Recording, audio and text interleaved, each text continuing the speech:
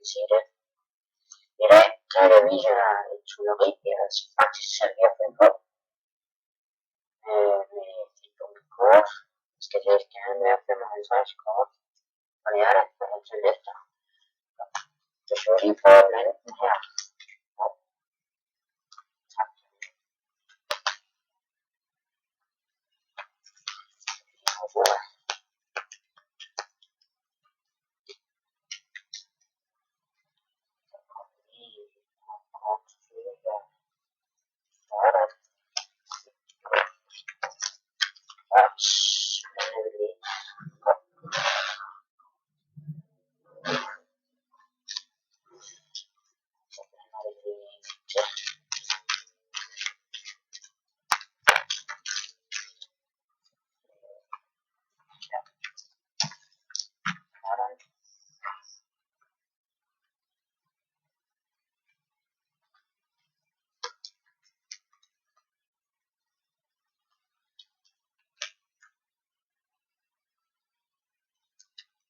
Det er vist fint.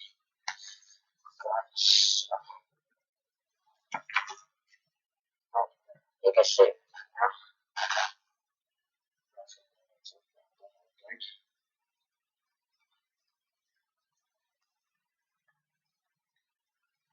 Kameraet kan se det. Trylletrækket her. Det er ud om, at jeg skal putte et kort ind i armen, som ingen af os må se.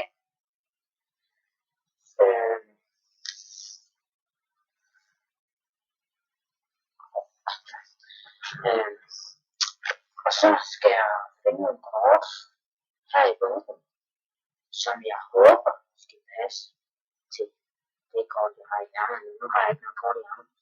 Og man tager altid fra bunden af, så vi gør sådan her fra bunden af. Lægger vi en hånd sådan her, og ind. Og ind under ærmet, sådan. Godt. Og i det her tilfælde, kommer jeg lige til at se mig, i det her tilfælde skal vi bruge hjerter. Vi skal bruge, altså, nu vælger jeg bare nogle forskellige hjerter, men det skal være hjerter. Jeg ved ikke, hvad for nogle hjerter jeg tager. Lad os sige, hvad skal vi sige, og jo, vi må gerne se kortene her. Hjerter 7 kan vi tage. Så kan vi tage hjerter 8, og vi kan tage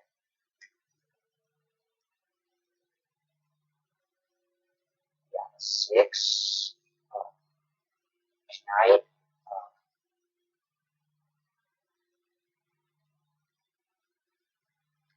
dame, og hjerter 9. Godt. Nu har jeg så de her kort. Nu har de her kort, og hvis man skal stille op efter rækkefølge, så er det jo 6, hjerter 6, hjerter 7, hjerter 8, 9, og jeg har hjerter 10. Lad os så håbe, det hemmelige kort, jeg har i ærmet. 10, ja.